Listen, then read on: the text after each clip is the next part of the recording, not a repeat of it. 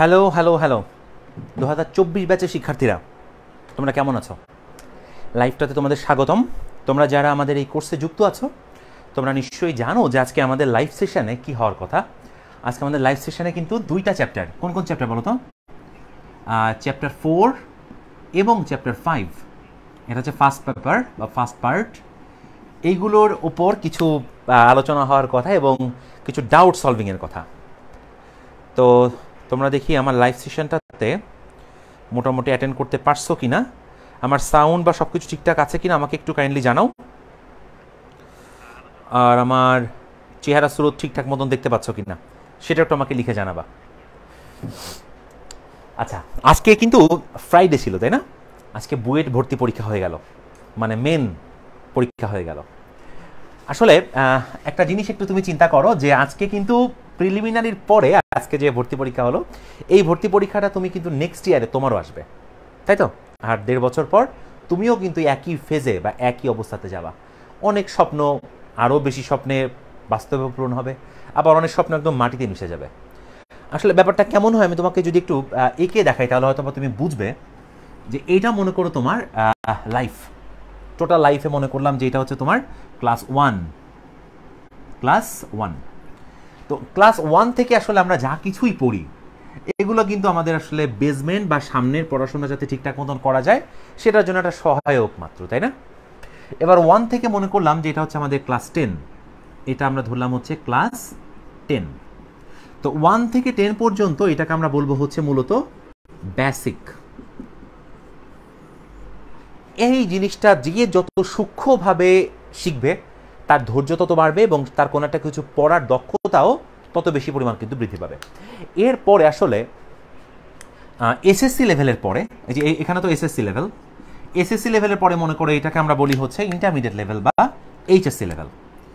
এই যে এসএসসি থেকে এইচএসসি পর্যন্ত যতটুকু সময়, এই সময়টা এক্স্যাক্টলি আসলে প্রত্যেকটা ব্যাচের জন্য সমান থাকে না, বাট মোর অর লেস এটাকে তুমি ধরতে পারো হচ্ছে মোটামুটি 20 মাস থেকে 22 মাস। এই হচ্ছে আমাদের এইটার টাইম স্প্যান বা টাইম ডিউরেশন। যে ফেজে এখন তোমরা আছো, তোমরা মোটামুটি মনে করো এরকম একটা অবস্থানে আছো, যে এইরকম একটা অবস্থানে আছো। ক্লিয়ার? তোমরা এই 24 ব্যাচে যারা আছো তারা কিন্তু এইরকম একটা অবস্থানে আছো। তো চিন্তা করে দেখো, এই 22 মাসের উপর তুমি যা কিছু করলা এটা কিন্তু এই জিনিসটাকে হয় বাড়াবে অথবা একদম ম্যানেজ করে দিবে। তার মানে হলো তুমি যদি এইচএসসি পরীক্ষার পরে কোনো জায়গাতে ভর্তি পরীক্ষা দিতে যাও বা ভর্তি পরীক্ষায় বসো, সেখানে ভালো করবা কিনা এই জিনিসটার নিয়ন্ত্রক কিন্তু আসলে তোমার এই যে 20 থেকে 24 মাস বা 22 মাস যাই বলো, এইটুকু সময় পড়াশোনা। এবং এইটুকু সময় তুমি যদি তোমার নিজের প্রতি কমিটমেন্ট ঠিক রাখো তাহলে তোমার জীবনে আসলে অনেকগুলো জিনিস হবে। কী কী হবে আমি তোমাকে একটু বলি, কী কী তুমি পাবা। ধরো এইচএসসিতে তুমি ভালো একটা জায়গাতে চান্স পাইছো, মনে করো তুমি বুয়েটে চান্স পাইছো, ক্লিয়ার, অথবা ঢাকা ভার্সিটিতে চান্স পাইছো। নাম্বার 1 যেটা হবে সেটা হচ্ছে, 1 নাম্বার তুমি দেখবা যে তুমি স্বাবলম্বী হয়ে যাবা। ক্লিয়ার? নিজের পায়ে দাঁড়াতে শিখবা। স্বাবলম্বী মানে মনে করো তুমি মান্থলি একটা নির্দিষ্ট পরিমাণ টাকা পয়সা আয় করতে পারবা, তোমার ফ্যামিলির উপর তোমার আর কোনো এক্সট্রা প্রেশার দিতে হবে না, কারণ এটা একটা গভর্নমেন্ট জায়গা। এখানে ট্যাগ তোমার পাশে যখন থাকবে, যে কেউ তোমাকে মোটামুটি ভ্যালু করবে যে না এই মোটামুটি ভালো স্টুডেন্ট, একে আমি ট্রাস্ট করতে পারি। টুকটাক কিছু কাম কাজ পাবা, সেটা হয়তো বা তোমার টিউশনি হইতে পারে, কোচিংয়ে ক্লাস না হইতে পারে, ছোট ছোট প্রজেক্ট হইতে পারে, বা গভর্নমেন্টের সাথেও কোনো কাজ হইতে পারে, এনিথিং। বা তুমি মনে করো নিজে যদি চাও নিজে ফ্রিল্যান্সিংয়ে করতে পারো, অনেক কিছু করতে পারো। মানে নিজে জাস্ট নিজের খরচ চালানোর জন্য বা আরও কিছু এক্সট্রা ইনকাম করার জন্য তুমি কিন্তু এখান থেকে পেয়ে যাবে। এবং আমি মনে করি যে এইচএসসি পাস করার পর আসলে বাপ মায়ের উপর প্রেশার দেওয়াটা মোটেও ঠিক না, কারণ বাপ মা তো অলরেডি আমাদের জন্য করছে, তাই না? তো এইচএসসির পরে হচ্ছে বাপ মার জন্য আমাদের করার সময় চলে আসে। ক্লিয়ার? তাহলে নাম্বার 1 তুমি স্বাবলম্বী হবা। এখন তুমি যদি না পড়াশোনা করতা, মনে করো তুমি যদি ভালো জায়গায় চান্স না পাইলা, সাপোজ তুমি XYZ নামক কোনো একটা প্রাইভেটে ভর্তি হয়েছো। প্রথম কথা, প্রাইভেটে ভর্তির শুরুতে তোমাকে একটা হিউজ অ্যামাউন্টের টাকা দিতে হয়, আর প্রতি মান্থলি দেখবা এটা ইউনিভার্সিটি বেসিসে একটা ভালো অ্যামাউন্টের বেতন আছে। তো দেখা যাচ্ছে 3 মাস বা 4 মাস পর পর তোমার কোনো ইউনিভার্সিটিতে 50,000, কোনোটাতে 1 লাখ, কোনোটাতে 1.5 লাখ, এরকম নানান অ্যামাউন্টের টাকা খরচ হয়। ওই খরচটা দেখবা তোমার বাপ্পার কাছ থেকে তোমার তখন নিতে হবে। এটা কিন্তু একটা ব্যাপক পরিমাণ প্যারার কাজ। এমনিতেও তারা তোমাকে লাইফ লং অনেক সাপোর্ট দিছে। এরপর তুমি ইন্টারমিডিয়েটের পর ইউনিভার্সিটিতে গেছো, সেখানে যেও তুমি তাদের উপর দেখবা অযথা প্রেশার দিচ্ছ যে আমাকে এই টাকা দাও, আমাকে সেই টাকা দাও, অমুক কিনতে হবে, তমুক কিনতে হবে, নানান ধরনের ঝামেলায় পড়ে যাবা। তো ভালো জায়গাতে ভর্তির পর তুমি স্বাবলম্বী হবা। 2 নাম্বার হচ্ছে জাস্ট এটাকে আমরা বলতে পারি হচ্ছে ভালো future, good future. Good future মানে হলো তোমার যদি রেজাল্ট ভালো থাকে তাহলে এখান থেকে একটা উজ্জ্বল ভবিষ্যৎ তুমি অটোমেটিক্যালি গড়ে নিতে পারবা, তোমার কোনো প্রবলেম হবে না।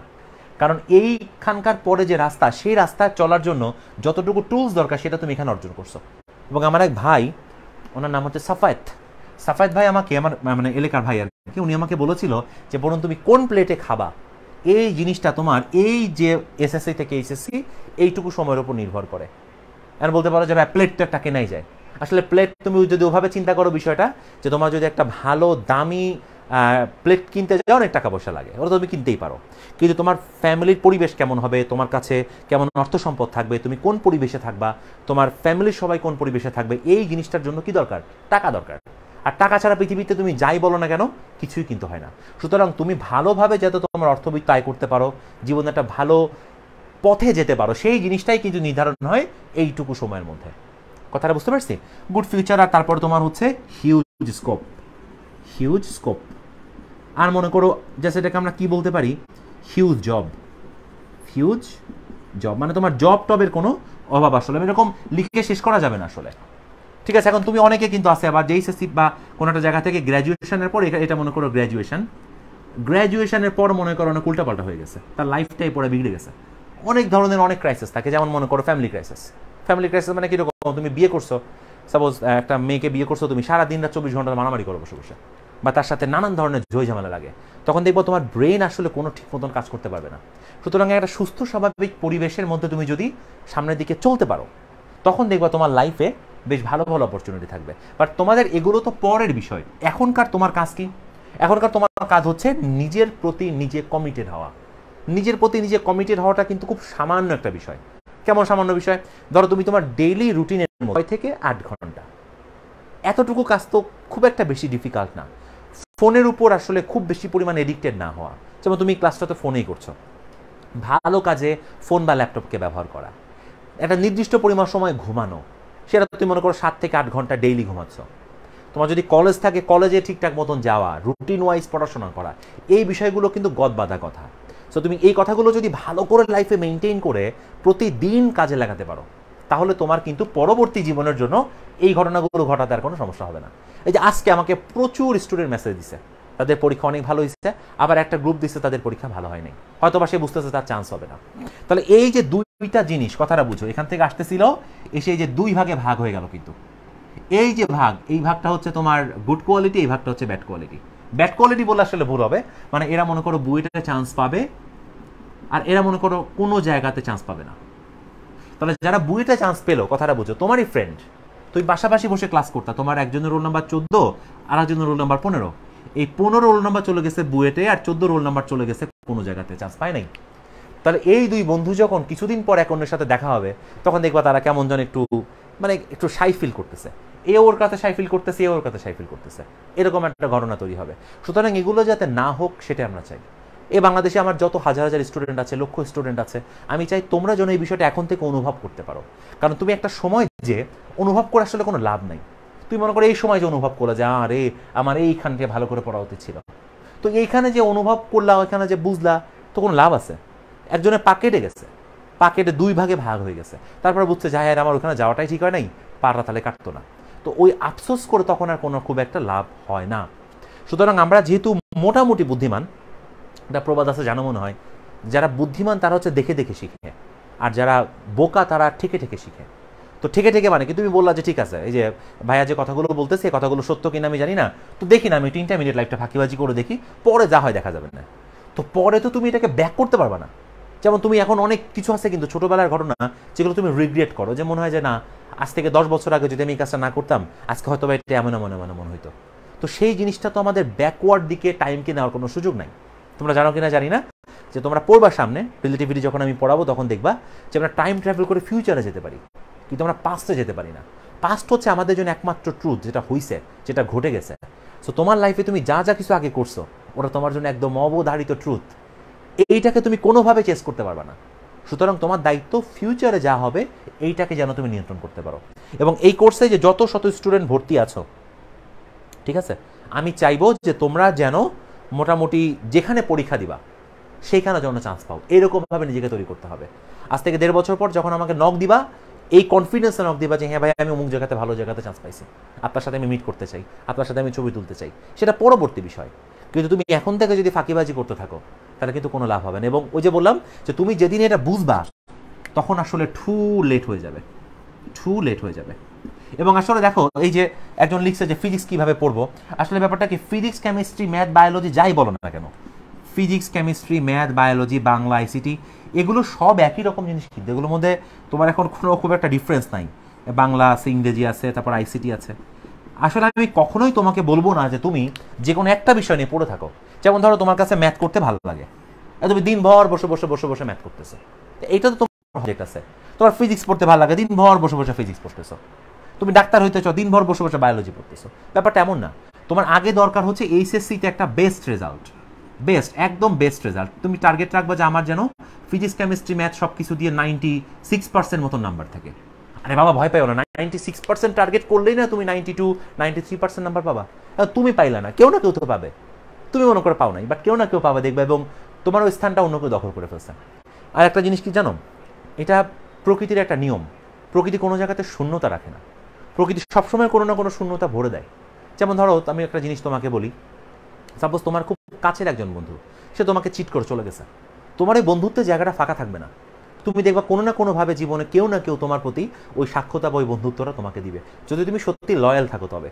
সুতরাং যেহেতু তুমি জানো যে এখানে আমার মনে করো বুয়েট বা ঢাকা ভার্সিটিতে এই কয়শো সিট আছে, আমি চান্স পাইলাম না, তুমি পাইলা না, ডাজন্ট ম্যাটার। তুমি পাইলা না, কেউ না কেউ ঠিকই কিন্তু এখানে যাবে। আর দেখো এই যে ব্যাপারটা কি, যে এই যে লাইভ ক্লাসগুলো হয়, এগুলোতে আমি চেষ্টা করি তোমাদের অন্ততপক্ষে নিজের ভেতর আগুনটাকে যেন জ্বালানো যায়। কারণ তুমি যেদিন নিজে বুঝবা যে আমার করতে হবে, সেদিন আর কোনো ঝামেলা নেই। তোমাকে একটা মজার জিনিস বলি।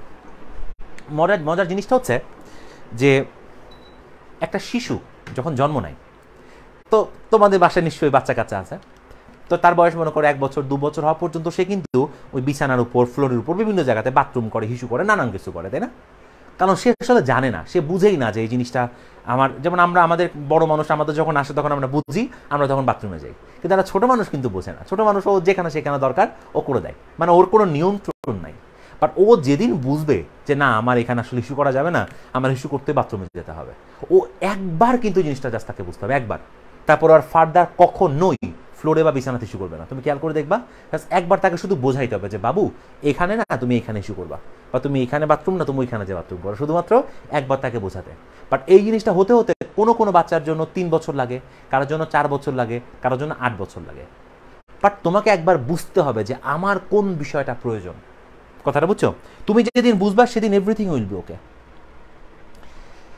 আচ্ছা, ফিজিক্সের রিভিশন আরেকজন লিখছে, মহাকর্ষের সূত্রের সামারি, সবই দিব, সমস্যা নেই। আচ্ছা, আমাদের লাইভে মোটামুটি তোমরা যারা আছো, আমি বিশ্বাস করি যে তোমরা মোটামুটি খুব অ্যাটেন্টিভ, কারণ টাইম পাঞ্চুয়ালিটি কিন্তু অনেক বড় জিনিস। আর আমরা সবসময় চেষ্টা করি যে আমাদের সাথে যারা যুক্ত আছে, আমাদের এই যে অ্যাথেনার কোর্সগুলোতে যারা যুক্ত আছে, তোমরা যে বিভিন্ন জায়গায় হাজার হাজার স্টুডেন্ট সবগুলো কোর্স মিলে যুক্ত আছে, এরা যেন অন্ততপক্ষে টাইমের বিষয়ে পাঞ্চুয়াল হয়। তাহলে আমি তোমাদের কাছ থেকে কি চাই? সামান্য একটা জিনিস চাই, এবং এটা তোমার ভালোর জন্য চাই। আমি চাই যে তুমি অন্ততপক্ষে একটা ভালো রেজাল্ট করো, এই ভালো রেজাল্ট করে একটা ভালো জায়গায় চান্স পাও, এবং যাতে তুমি তোমার নিজের লাইফটাকে সিকিউর করতে পারো। ঠিক আছে? আমাদের সময় এই কথাগুলো কিন্তু আমরা এরকম ইউটিউবে বা আমাদের ক্লাসে কেউ বলতো না। আমাদের সময় আমরা নিজেরাই বুঝতাম যে আমাদের আসলে ফিনান্সিয়াল সলভেন্সিটা প্রয়োজন। যেমন আমি যখন ঢাকাতে আসছিলাম, আমি আমার অন্যান্য ভিডিও ক্লাসেও বলেছি যে আমার কিন্তু মানে খুব গরিব বললে ভুল হবে, মোটামুটি একটা সচ্ছল পরিবারের ছেলে। বাট ঢাকাতে আসার পর আমাকে প্রচুর স্ট্রাগল করতে হয়েছে। করতে করতে করতে করতে দেখো সৃষ্টিকর্তার কৃপায় কিন্তু আজকে আমরা দেখো কত বড় বড় কাজ করে ফেলছি। সুতরাং এই জিনিসটা পর্যন্ত তো যেতে হবে, তাই না? তুমি যদি এ পর্যন্ত চিন্তাই করতে না পারো তাহলে তো হবে না। আর চিন্তা করার জন্য কিন্তু ভালো ইউনিভার্সিটি তোমাকে হেল্প করবে। ভালো ইউনিভার্সিটিতে পড়ার একমাত্র ওয়ে হচ্ছে তোমার চারপাশে যাদের তুমি দেখবা এরা সবাই জিনিয়াস, এবং এদের সাথে তুমি যখন আইডিয়া শেয়ার করবা দেখবা তোমার বিচক্ষণতা আরও বেশি বাড়বে। সো তুমি এখনও যদি মনস্থির না করো, তুমি আজকে এই মোমেন্টে মনস্থির করো যে না, আমাকে একটা ভালো জায়গাতে চান্স পাইতেই হবে, আমি চাই আমি অমুক জায়গাতে ভর্তি হব, আমি চাই আমার যত কষ্ট করতে হোক, যত ত্যাগ তিতিক্ষা স্বীকার করতে হোক আমি করবো, এবং আমি ওইখানে যাব। এই কমিটমেন্টটা শুধু নিজের সাথে একবার করার দরকার, পাকাপোক্তভাবে। তারপর দেখবা যে গাড়ি নিজের গতিতেই চলবে, আর বারবার তেল দিতে হবে না, তেলটা তোমার নিজের মধ্য থেকেই তুমি দিতে পারবা। আচ্ছা, তো আমরা দেখি যে একজন লিখছে মহাকর্ষ চ্যাপ্টারের সূত্রের সামারি। আচ্ছা, সবই দিব, সমস্যা নেই। এখন মহাকর্ষ চ্যাপ্টারে কি কি আছে আমি তোমাকে একটু বলি। এই ছেলেটা আমাকে অনেক দিন ধরে নক করতেছে, ও আসলে মহাকর্ষ চ্যাপ্টারের সূত্র সামারি চাই, ঠিক আছে, সমস্যা নেই। প্রথম কথা হচ্ছে জি এর পরিবর্তন। জি এর পরিবর্তন এটা তো আমরা সকলেই জানি, তাই না? আমি একটু জাস্ট ব্রিফ দিচ্ছি, আর কিছু না। তো তোমরা তো নিশ্চয়ই জানো যে আমরা যদি পৃথিবীর মোটামুটি এটাকে আমি ধরলাম হচ্ছে পৃথিবী ব্যাসার্ধ আর, তো পৃথিবী থেকে যদি একটা নির্দিষ্ট হাইটে আমি অবস্থান করি, এই হাইটটা মনে করো এইচ, ঠিক আছে, তখন এই এইচে হাইট উচ্চতায় কিন্তু আমাদের জি এর মানটা একটু কম হয়, এবং পৃথিবী পৃষ্ঠে কিন্তু জি এর মানটা সব থেকে কি হয় বলতো বেশি হয়। এটাকে আমরা বলি হচ্ছে জি অফ আর্থ। এই জি অফ আর্থের মান কত? এই জি অফ আর্থের মান হচ্ছে 9.8, যেটাকে আমরা 9.8 বলে জানি। তাহলে এইচ উচ্চতায় জি এর মান, এর সমীকরণটা হচ্ছে এরকম, জি এইচ ইকুয়াল টু এই যে R divided by R plus H এর whole square into G of earth. এইটা হচ্ছে আমাদের এইচ উচ্চতায় জি এর মান, এটা হচ্ছে অ্যাট এইচ উচ্চতা। এখন তোমাদের জন্য আমি একটা জিনিস একটু বলে রাখি, খেয়াল করো, তোমরা দেখবা এই ইকুয়েশনটা তোমার বইতে একটু ভিন্নভাবে লেখা আছে, something like this, 1 minus 2h by R into G of earth. এখন এই দুইটা দিয়েই কিন্তু দেখবা বইতে নানান ধরনের ম্যাথ সলভ করে দেওয়া আছে। এখন তোমরা যদি কেউ দ্বিপদী উপপাদ্য পড়ো বা বিস্তৃতি পড়ো, যেখানে তুমি দেখবা যে a plus x two the power N এই ধরনের রাশির বিস্তার করা হয়েছে, তুমি সেখানে বুঝবা যে এই বিষয়টা কেমন লেখা যায়। লেখা গেলেও আমরা কিছু টার্মকে ইগনোর করে লিখি। তার মানে তুমি যখন এই জিনিসটা লিখলে তখন এর মধ্যে অলরেডি 3 থেকে 5% মতন এরর ঢুকে গেছে। মানে এটা হচ্ছে অ্যাজাম্পশন। এটাকে কি বলতে পারি আমরা? এটাকে একটা অ্যাজাম্পশন বলতে পারি, অ্যাজাম্পশন বলতে পারি, জাস্ট এটা কি বলা যেতে পারে, রাফ মান। সুতরাং আমি রিকমেন্ড করতেছি তুমি কখনোই এই সূত্রটাকে ব্যবহার করবা না, কখনো করবা না। তুমি দেখবা এই সূত্র দিয়ে করতে তোমার কাজও সহজ হবে এবং তুমি ইজিলি করে ফেলতে পারবা। যেমন ধরো তোমাকে যদি প্রশ্ন করা হয় যে 300 কিলোমিটার উচ্চতায় জি এর মান কত, তো অনায়াসেই তুমি কিন্তু এখানে আর এর মান 300 কিলোমিটার, সরি এইচ এর মান 300 কিলোমিটার আর আর এর মান পৃথিবী ব্যাসার্ধ বসাই দিলেই কিন্তু হয়ে যাবে। সুতরাং এটা ইউজ করবা না। এবার আসো আমরা যদি এইচ গভীরতায় চলে যাই, তাও কিন্তু এখানে জি এর মানের পরিবর্তন হয়, জি এর মান কমে যায়, এবং সেই মানটা কত হয়? সেই মানটা আমরা বলবো হচ্ছে G of earth into 1 minus H by R. এই এইচটা হচ্ছে এইচ গভীরতা, ক্লিয়ার? তাহলে এটা হচ্ছে এইচ গভীরতায় জি, এইচ গভীরতায় জি এর মান। তাহলে তুমি চিন্তা করে দেখো, তোমাকে কখনো যদি কেউ প্রশ্ন করে যে পৃথিবীর কেন্দ্রে জি এর মান 0, কিভাবে প্রমাণ করবা? তো পৃথিবীর কেন্দ্রে জি এর মান 0 প্রমাণ কিভাবে করব? এই যে এইচ এর মান আমরা আর বসাই দিব, কারণ এখান থেকে যদি আমি পৃথিবীর কেন্দ্রের দিকে যাই, একদম কেন্দ্রে যখন চলে যাওয়া হবে, তার মানে কি আমি আর পরিমাণ গভীরতায় গেছি, তখন আমার জি এর মান হবে G of earth into 1 minus R by R, আর এইটা মানে হচ্ছে 0। সুতরাং এইচ গভীরতায় তুমি জি এর মান কত সেটাও কিন্তু একটা চমৎকার সমীকরণের সাহায্যে এখান থেকে বের করে ফেলতে পারো। আচ্ছা, আমাকে তন্ময় সাহা একটা প্রশ্ন করছে যে স্যার গ্র্যাভিটেশন চ্যাপ্টারে কি গাউসের ল ইউজ করা যায়? অ্যান্সার হচ্ছে না। গাউসের যে ল, গাউসের ল মূলত আমরা ইউজ করি হচ্ছে ইলেকট্রিসিটি চ্যাপ্টারে। তোমরা পড়বা সেকেন্ড পেপারে, দেখবা ওখানে স্থির তড়িৎ নামক একটা অধ্যায় আছে। আমরা স্থির তড়িৎ যখন পড়বো তখনই একমাত্র আমরা গাউসের সূত্র প্রয়োগ করবো, ঠিক আছে? আচ্ছা, তো এটা খুব মেজর দুইটা সূত্র, কিন্তু এখান থেকে প্রচুর এমসিকিউ আসে। তোমাকে হয়তো বলা যেতে পারে যে পৃথিবীর কত গভীরতায় গেলে জি এর মান অর্ধেক হবে, তো তুমি সেটা এই সূত্র দিয়ে করে ফেলতে পারবা। এগুলো সব কিন্তু আমি মোটামুটি তোমাকে ডিটেলস অলরেডি পড়াইছি, ডিটেলস রেকর্ড করে দিছি আমি, সেগুলো মোটামুটি দেখলে বুঝবা যে এই ইকুয়েশনগুলো কীভাবে আসছিল। এবার জি এর আরেকটা পরিবর্তন হয় পৃথিবীর রোটেশনের জন্য, ঘূর্ণনের জন্য। এবং আমরা যদি ল্যামডা অক্ষাংশে অবস্থান করি, ল্যামডা অক্ষাংশ মানে মনে করো এই যে বিষুব রেখা থেকে ল্যামডা অক্ষাংশে, তখন আমাদের উপর যে জি অনুভূত হয় সেটাকে আমরা বলি হচ্ছে জি ল্যামডা। তো জি ল্যামডার মান হচ্ছে G of earth minus omega square R, আর এখানে আসা হচ্ছে কজ স্কোয়ার ল্যামডা। তাহলে এই ফর্মুলাটা হচ্ছে আমাদের কি বলতো, ল্যামডা অক্ষাংশে জি এর মান, ল্যামডা অক্ষাংশে জি এর মান। বুঝতে পারছো? তো এই তিনটা জিনিস কিন্তু তোমাকে মাথায় রাখতে হবে যে অভিকর্ষ ত্বরণের মান আসলে আমি কোন কোন ভাবে পরিবর্তন হতে দেখব। তাহলে এটার পরিবর্তনের কজ কিন্তু চারটা। একটা হচ্ছে পৃথিবীর আকৃতি, একটা হচ্ছে উচ্চতা, একটা হচ্ছে গভীরতা, এবং আরেকটা হচ্ছে পৃথিবীর আহ্নিক গতি বা রোটেশন। তো এটা কিন্তু মাঝে মাঝে তুমি দেখবা মেডিকেল জাতীয় পরীক্ষাতে আসে, সেখানে তুমি বুঝতে পারবা। আমিনুর রহমান লিখছে সাইন সূত্র কি?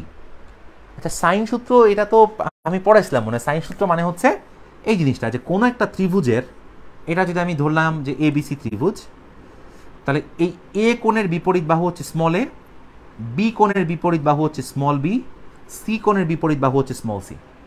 তো সেটা বলছে যে আমি যদি কোনো একটা বাহুকে তার বিপরীত কোণের সাইন দিয়ে ভাগ করি, এই যে এ কে সাইন দিয়ে ভাগ করছি, তাহলে এটা হবে এ বাই সাইন এ।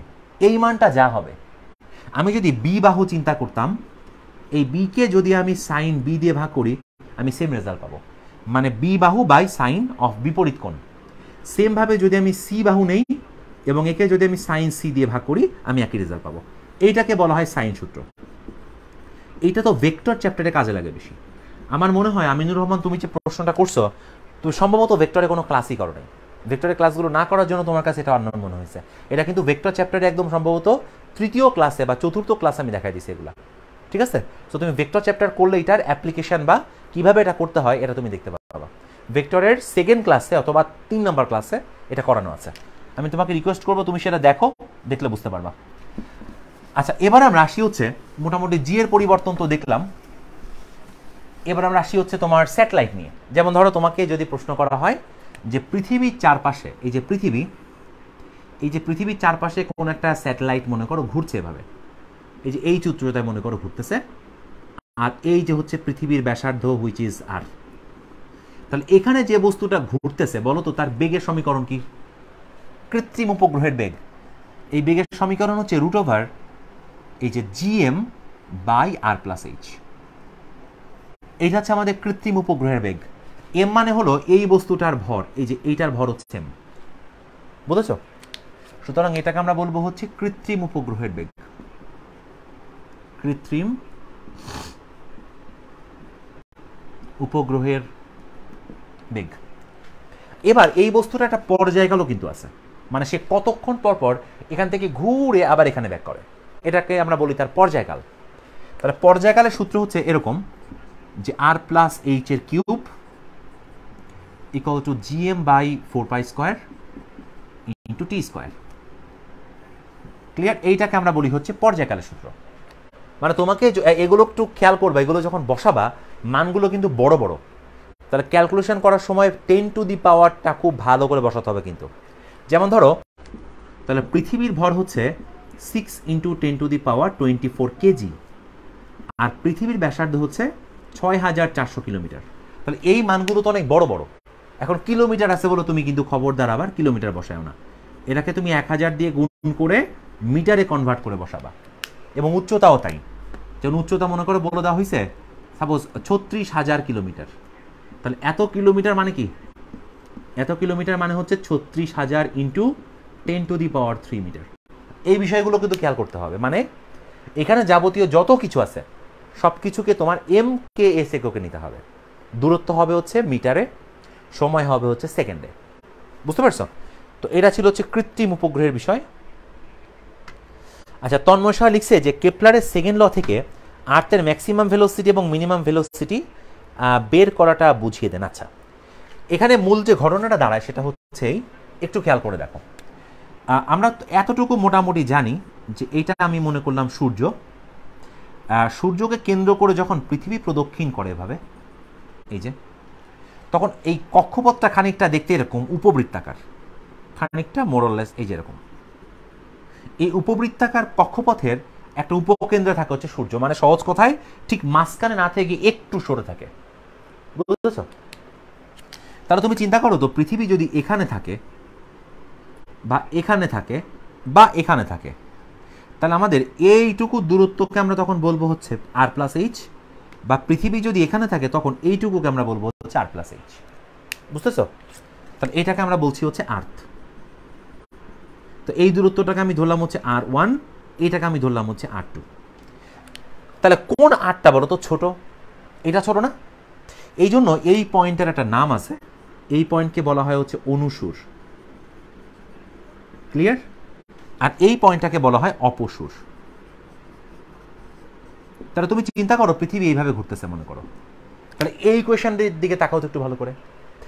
এই ইকুয়েশনে তোমাকে বলতেছে যে যদি এই আর প্লাস এইচ কম হয়, এটা যদি কম হয় তাহলে বেগ ভি এর মানটা কিন্তু বেশি হবে। তাই বলতেছে না? তার মানে সহজ কথা, যত কাছে বেগ তত বেশি। কি বললাম কথাটা?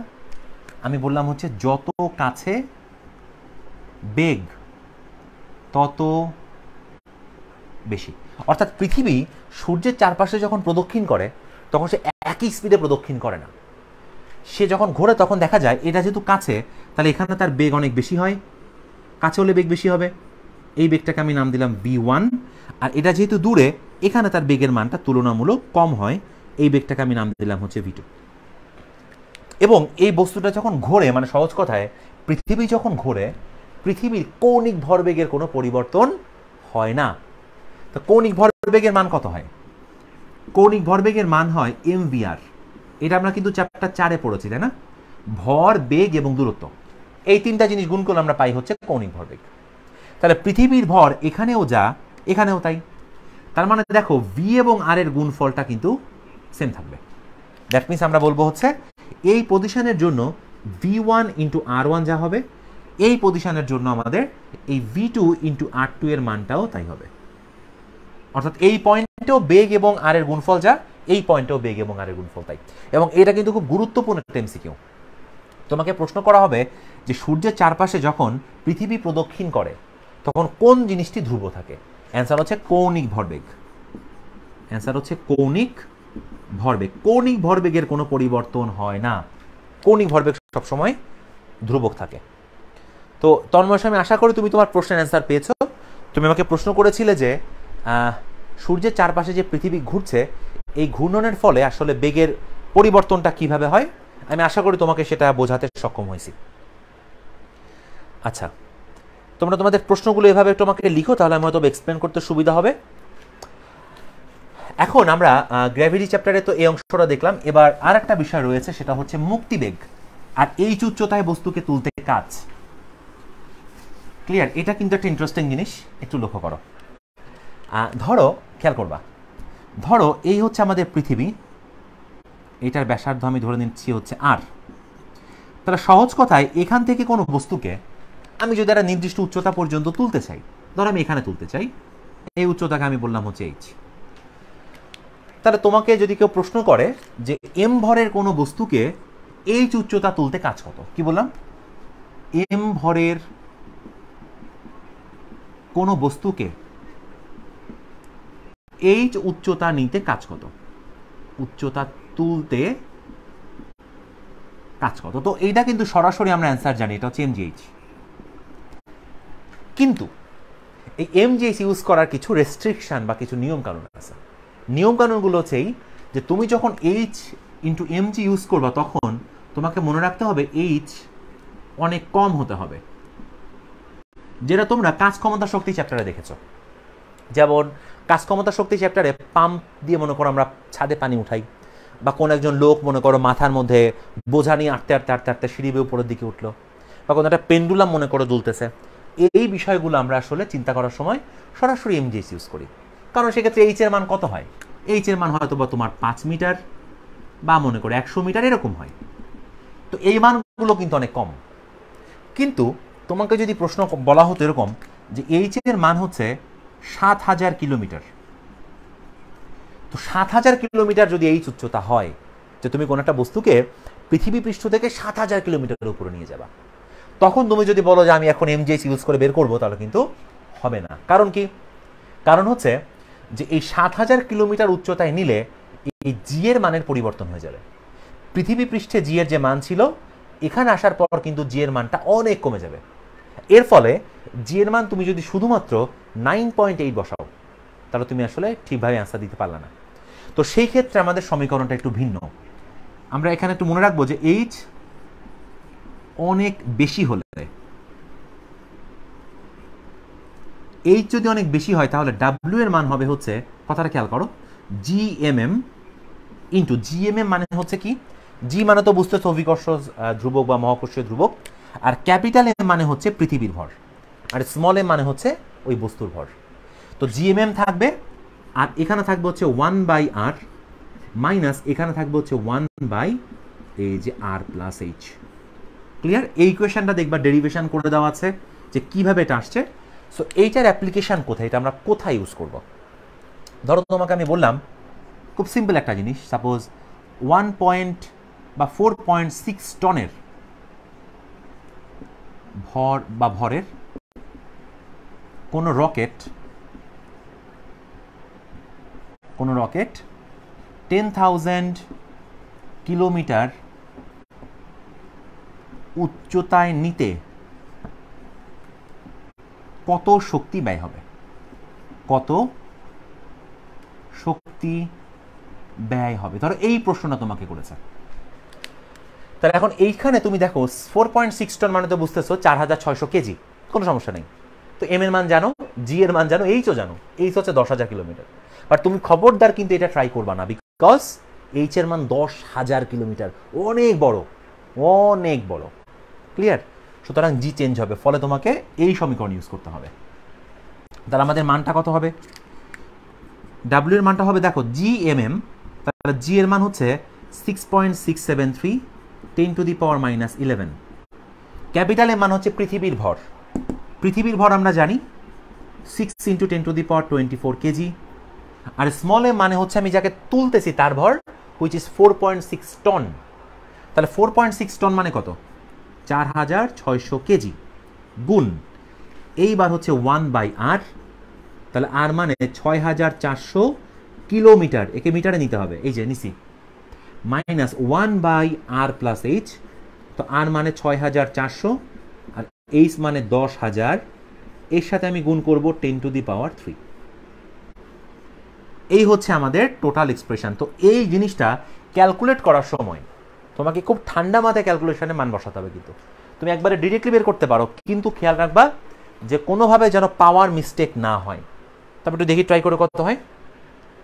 6.673 6 × 10 to the power 24 into 4,600, clear, into 1/6400 into 10 to the power 3 minus 1 এটা দেখো 10,000 আর 6,400 কত হয়? 16,400, 16,400 ইন্টু 10 টু দি পাওয়ার 3। তাহলে পুরা জিনিসটা যদি আমি করে ফেলি, আমার মান আসতেছে হচ্ছে 1.755 into 10 to the power 11 joule. তোমরা একটু ক্যালকুলেট করে আমাকে জানাও তো আমি ঠিকঠাক মতন করছি কিনা। এটা আমাকে একটু কমেন্টে লিখে জানাও যে আমি ঠিকঠাক মতন এটা করছি কিনা। ক্লিয়ার? তাহলে দেখো আমরা খুব সুন্দরভাবে কিন্তু আমাদের ডাব্লিউ এর মানটা বের করে ফেলতে পারছি যে কত জুল কাজ আমাকে করতে হবে। আশা করি এগুলোর অ্যান্সার পাইছো।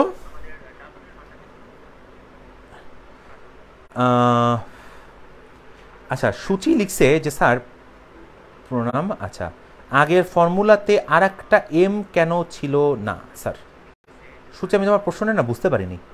আগের ফর্মুলাতে মানে তো এইটা, এই ফর্ম আমাকে এইটা কোনটার কথা বলতেছো? স্মল এম কেন ছিল না? তুমি একটু কাইন্ডলি আমাকে লিখে জানো, আমি তোমার প্রশ্নটা বুঝতে পারি নাই, আমি হয়তো তোমাকে অ্যান্সার দিতে পারবো। আচ্ছা, তন্ময় লিখছে হচ্ছে গ্র্যাভিটেশনাল পোটেনশিয়াল নির্ণয়ের ক্ষেত্রে work done by agent and potential এর পজিটিভ নেগেটিভ নিয়ে কনফিউশন আছে, গোলকের ভেতরে পোটেনশিয়াল বের করাও একটু সমস্যা আছে তার। আচ্ছা, পোটেনশিয়ালের উপর দেখবা আমার 3টা ক্লাস নেওয়া আছে, these are very important class, ওগুলো আমি খুব সুন্দরভাবে তোমাকে বোঝাই দিছি। বাট তারপরে তুমি নেগেটিভের যে বিষয়টা বলতেছো আমি তোমাকে দেখাই দিচ্ছি। আচ্ছা, সূচি লিখছে নো স্যার ভি এর ফর্মুলাতে। আচ্ছা, ভি এর ফর্মুলাতে এম লাগবে না, কেন লাগবে না আমি তোমাকে দেখাচ্ছি, শোনো। এই যে কনসেপ্টটা, এই কনসেপ্টটা আমি এই বস্তুকে, কথাটা বুঝো, আমি ধরো এই পর্যন্ত নিতে চাই।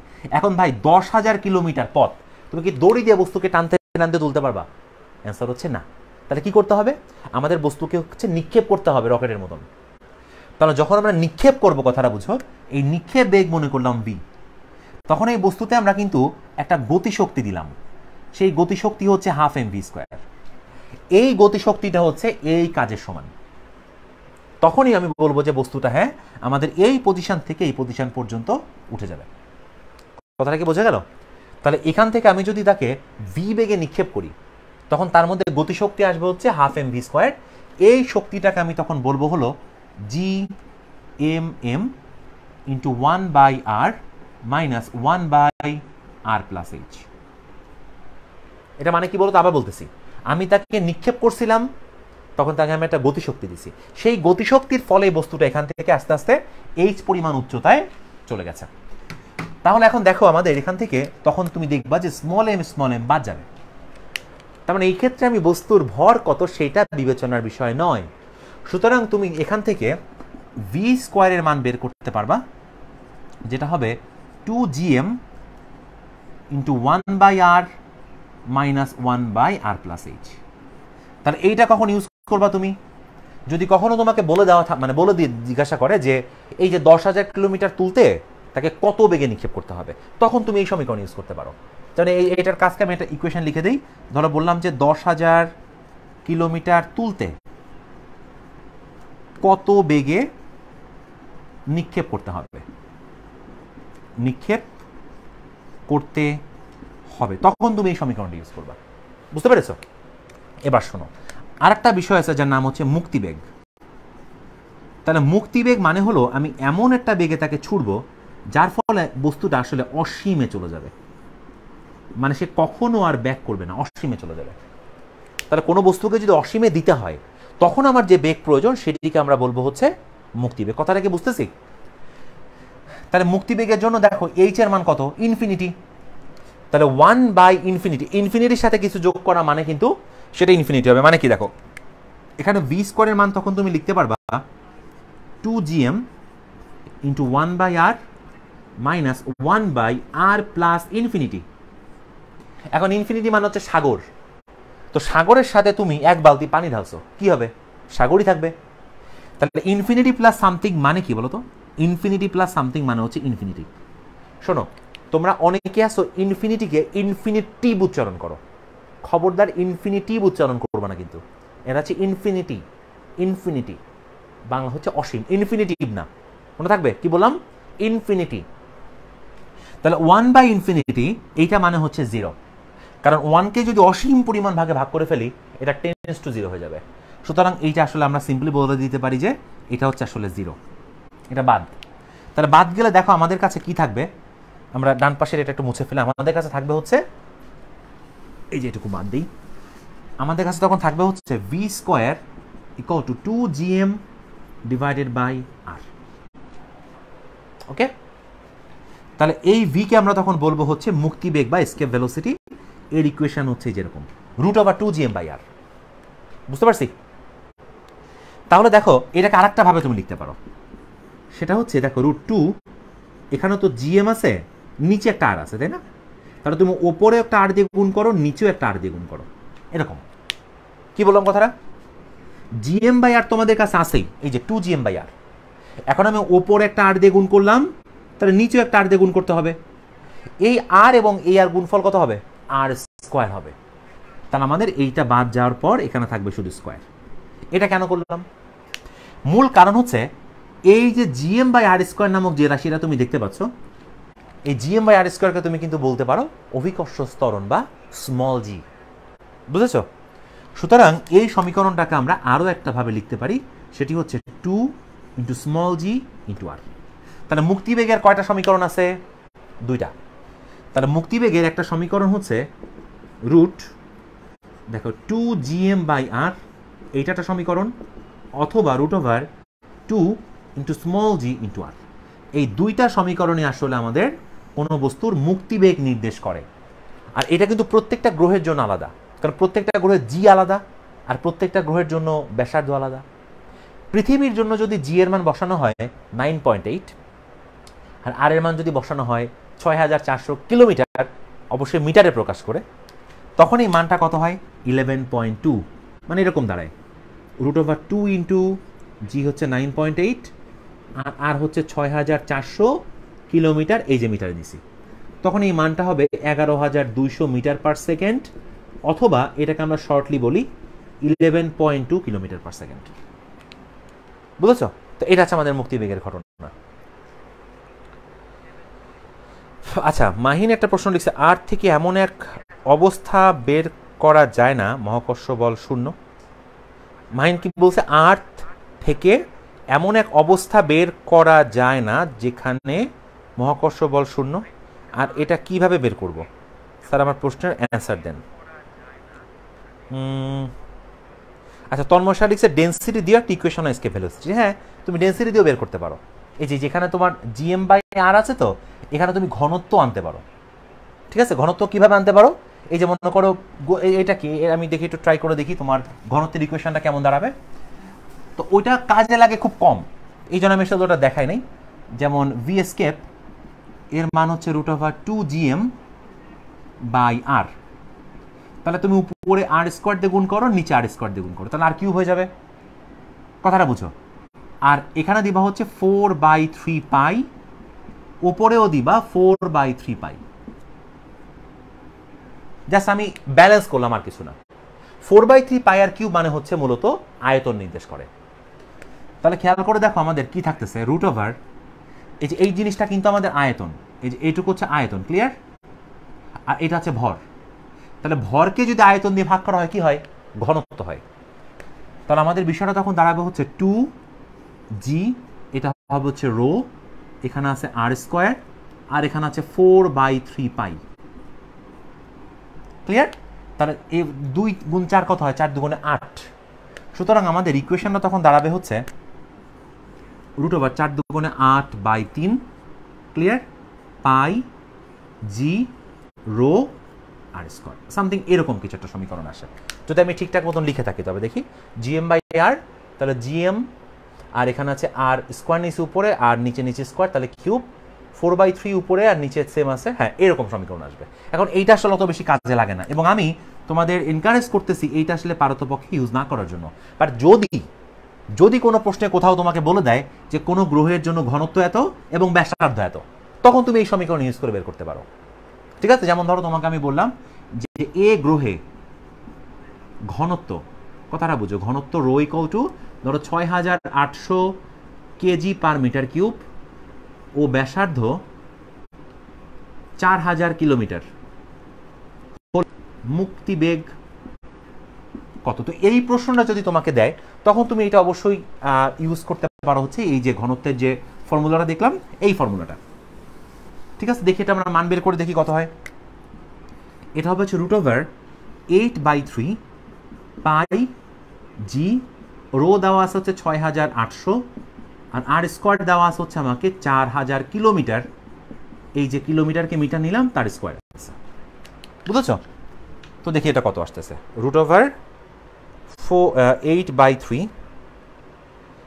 ইন্টু পাই, জি এর মান 6.673, 10^11 ইন্টু 6800 ইন্টু 4000 ইন্টু 10⁻³ তার স্কোয়ার।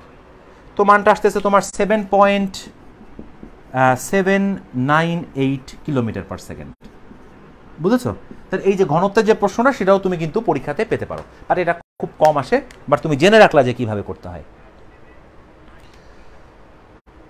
আচ্ছা, এখন একজন প্রশ্ন করছিলা যে পৃথিবীর উপরে কোনো জায়গা থেকে গ্র্যাভিটেশনাল জিরো হওয়া সম্ভব কিনা। অ্যান্সার হচ্ছে না। পৃথিবীর নিকটে কোনো জায়গা এমন নাই যেখানে অভিকর্ষ বা মহাকর্ষ বল, যাই তুমি বলো না কেন, সেটা জিরো।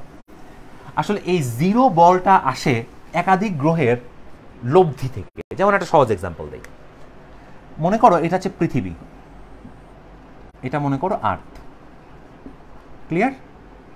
এটা হচ্ছে আর্থ, আর এখান থেকে একটা নির্দিষ্ট পরিমাণ দূরত্বে এখানে মনে করো তোমার আছে হচ্ছে মুন বা চাঁদ, এটা হচ্ছে মুন। তো পৃথিবী থেকে তুমি তো দেখতেছো চাঁদ কত দূরে, অনেক দূরে, কিন্তু এই দূরত্বটা কত বলো তো?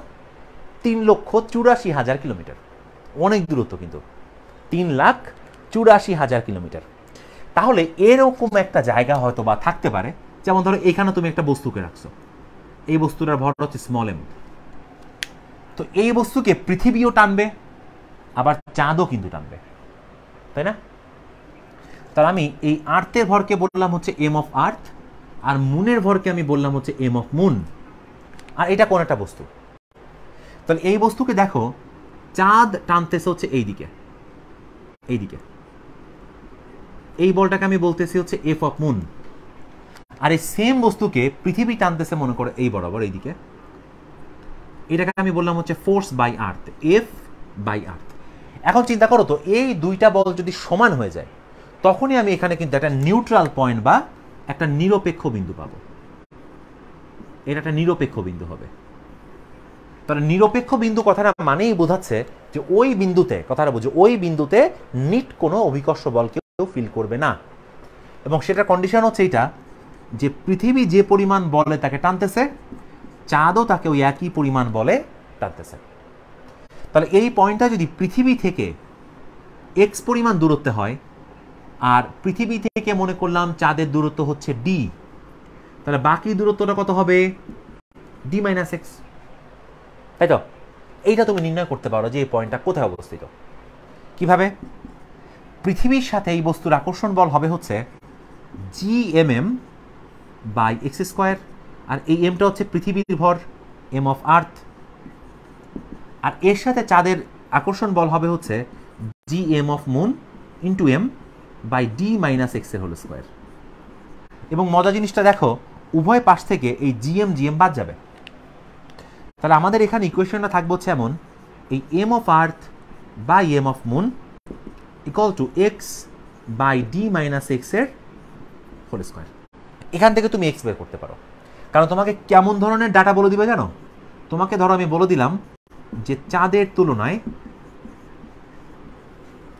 তুলনায় পৃথিবী, সাপোজ একটা মান বললাম 81 গুণ ভারী, 81 গুণ ভারী হলে নিরপেক্ষ বিন্দু কোথায়? নিরপেক্ষ বিন্দু কোথায়, এইটা মনে করো প্রশ্ন দিছে। তাহলে চাঁদের তুলনায় পৃথিবী 81 গুণ ভারী কথাটা মানে হচ্ছে কি জানো? এই যে M of earth is equal to 81 times M of moon, এই কথাটা মানে হচ্ছে এটা যে চাঁদের ভর যা তার থেকে পৃথিবীর ভর হচ্ছে 81 গুণ বেশি, দ্যাটস দ্য রিজন। তাহলে এই অনুপাতটা কত হবে?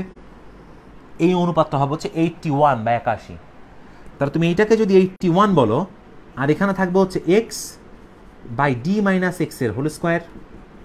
এবার এটাকে বর্গমূল করবা, তাহলে বর্গমূল করলে এখানে হবে হচ্ছে রুট 81 মানে কি 9, তাহলে 9 equal to X by D minus x.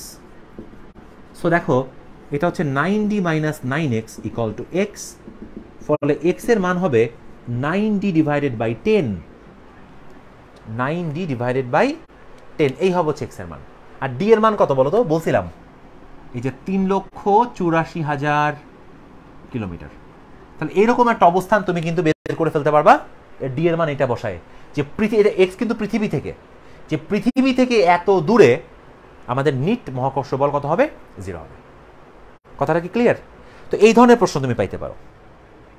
আচ্ছা, এবার আমাকে একজন প্রশ্ন করতেছে জাস্ট অভিকর্ষ বিভব নিয়ে, আমি দেখি এটা নিয়ে 2-3টা কথা একটু বলতে চাই, না বললেই নয়।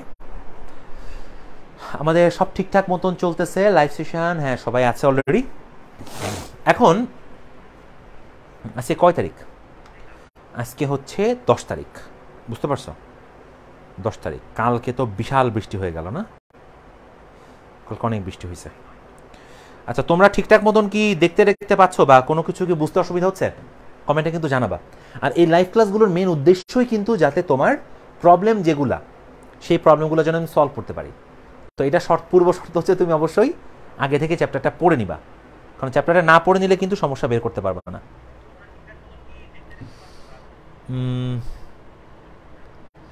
আচ্ছা, তন্ময় শাহ লিখতেছে রড থেকে ডি ডিস্টেন্সের ইন্টেন্সিটি বের করা, রিং এর ক্ষেত্রে ইন্টেন্সিটি বের করা, এই ধরনের প্রবলেম কিভাবে করতে হয়?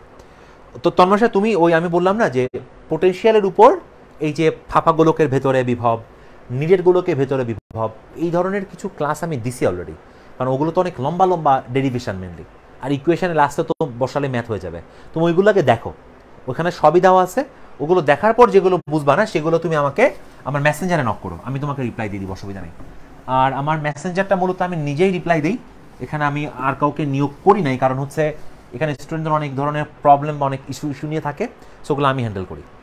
আচ্ছা, এবার আমরা বিভব নিয়ে আসি একটু। বিভব, তো মহাকর্ষীয় বিভব নামক যে শব্দটা আছে, এটা নেগেটিভ পজিটিভ নিয়ে অনেকের মধ্যে একটু কনফিউশন আছে, আমি সেটা একটু দূর করার চেষ্টা করতেছি। তো এইটা মনে কর আর্থ, ঠিক আছে? এটা হচ্ছে আর্থ। তাহলে আর্থের থেকে আমরা যদি এই দূরত্বটা চিন্তা করি, এটা হচ্ছে অসীম। তাহলে এই অসীমে বিভব হচ্ছে 0। অসীমে বিভব হচ্ছে কত? 0।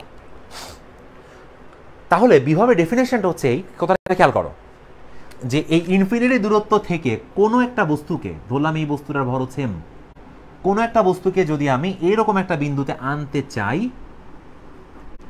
এই দূরত্বটা মনে করলাম পৃথিবীর কেন্দ্র থেকে x দূরত্ব, তাহলে প্রতি 1 কেজি বস্তুতে যে কাজ হবে, 1 কেজি বস্তুতে, সেটি হচ্ছে এই বিন্দুর বিভব। এবং তার মানটা দাঁড়ায় হচ্ছে, এটা যদি পি বিন্দু হয়, এই মানটা দাঁড়াবে হচ্ছে কাজ ডিভাইডেড বাই ভর, আর এর মান হবে হচ্ছে minus GM divided by X. X কার থেকে দূরত্ব বলো তো? এক্স হচ্ছে কেন্দ্র থেকে দূরত্ব, কেন্দ্র থেকে দূরত্ব ওই বিন্দুর, বুঝেছ? এখন কথাটা খেয়াল করবা, এখন এই মাইনাস চিহ্নটা যদি না থাকতো, তরটা নাই, তাহলে ইকুয়েশন স্পষ্টভাবে বোঝা যাচ্ছে যে এক্স এর মান যত বেশি, এক্স এর মান যত বেশি মানে আমি পৃথিবী থেকে যত দূরে যাব, এটা হচ্ছে আর্থ, যার ভর হচ্ছে ক্যাপিটাল এম, এখান থেকে আমি যত দূরে যাব বিভব তত কমবে, তাই বোঝায় না? যদি বিষয়টা এরকম, আমি ধরলাম যে এইটা মনে করলাম যত সামনে যাব তত কমবে, তো এখানে মনে করলাম 1000, এখানে মনে করলাম আমি 600, এখানে মনে করলাম 200, এখানে মনে করলাম 100, এখানে মনে করলাম 10, এখানে 2, এখানে 0। তো দেখো তো লাল মানগুলো কি কমতেছে না আসলে? এটা মানে কিন্তু এটা এক্স যত বেশি মানে হলো আমি পৃথিবীর কেন্দ্র থেকে যত দূরে যাব আমার বিভব তত কমবে, এই যে কমতেছে। কিন্তু সমস্যা হচ্ছে এই ইকুয়েশনটা ডেরিভেশনের সময় দেখবা একটা মাইনাস চিহ্ন শুরু থেকেই থাকে, এটা দেখাইছি কিন্তু কিভাবে মাইনাস আসে। তাহলে এই মাইনাস চিহ্ন থাকা মানে কি মাইনাস সহই ছোট হচ্ছে না এভাবে, এই যে মাইনাস সহই কিন্তু এভাবে আস্তে আস্তে আস্তে আস্তে ছোট হচ্ছে। এখন দেখো তো minus 1000, minus 600, minus 200, minus 100, minus 10, minus 2। তো সংখ্যা রেখা যদি আমি চিন্তা করি, যেভাবে সংখ্যা রেখা যদি আমি চিন্তা করি, 0 এদিক হচ্ছে পজিটিভ আর এদিক হচ্ছে negative, minus 1, minus 2, minus 3, minus 4। তাহলে বলো তো মাইনাস থেকে যদি আমরা 0-র দিকে যাই, মাইনাস 4, মাইনাস 3, মাইনাস 2, মাইনাস 1, তাহলে এই দিকে কি বৃদ্ধি বোঝায় না? তাহলে আমার মাইনাস 1000 বড় নাকি মাইনাস 2 বড়? অ্যান্সার হচ্ছে মাইনাস 2 বড়। তার মানে হলো যে আমি পৃথিবী পৃষ্ঠ থেকে যত সামনের দিকে যাব আমার বিভব তত কি হবে বলো তো? তত বেশি হবে, এবং এইটার মান অসীমে যে হয়ে যাবে হচ্ছে 0। সো এইটাকে যদি আমরা গ্রাফের সাহায্যে আঁকতাম তখন গ্রাফটা এমন হয়, এটা ধরলাম এক্স আর এইটা ধরলাম হচ্ছে আমরা বিভব। তাহলে আমাদের বিভবের মান এই যেখান থেকে বাড়তে বাড়তে বাড়তে বাড়তে বাড়তে বাড়তে বাড়তে বাড়তে অসীমে যে শূন্যের কাছাকাছি চলে যাবে বা 0 হবে, এটা হচ্ছে আমাদের বিভবের গ্রাফ। এবং এটা কিন্তু মাইনাস দিকে, দেখছো? তাহলে বিভবটা কেন মাইনাস আমি এটাও তোমাকে একটু ব্যাখ্যা দেই। বিভবটা মাইনাস হওয়ার কারণ হচ্ছে অসীম থেকে এই পর্যন্ত আনতে এজেন্টের কাজটা হচ্ছে বিভব আকারে বস্তুতে জমা হয়। তাহলে তুমি চিন্তা করো তো এই বস্তুকে যখন তুমি আনবা, তাহলে পৃথিবী বস্তুকে এই দিকে টানতেছে না? আসলে পৃথিবী বস্তুকে কি বলতেছে? আমার দিকে আয়, মানে সহজ কথায় পৃথিবী তাকে টানতেছে। ফলে বলতো এজেন্ট যদি থাকে, এজেন্ট তো বস্তুকে আপনা আপনি ছেড়ে দিতে পারবে না, তো এজেন্টের তখন পেছনের দিকে বল দিতে হবে, কথাটা বুঝছো? পেছনের দিকে। তাহলে আমাদের এজেন্ট বল দিচ্ছে হচ্ছে এই বরাবর, এইদিকে বল আছে হচ্ছে আমাদের এজেন্টের, এফ অফ এজেন্ট, ক্লিয়ার? আর বস্তু সরতেছে সামনের দিকে, এইদিকে হচ্ছে সরণ। তাহলে দেখো সরণের বিপরীতে যেহেতু বল আছে, এই কারণে এজেন্ট দ্বারা কাজ হচ্ছে নেগেটিভ, দ্যাটস ওয়াই এখানে একটা মাইনাস সাইন আসছে। তাহলে আমি আশা করি বিভব নিয়ে যে ইস্যুগুলো ছিল সেগুলো হয়তো বা বুঝতে পারছো।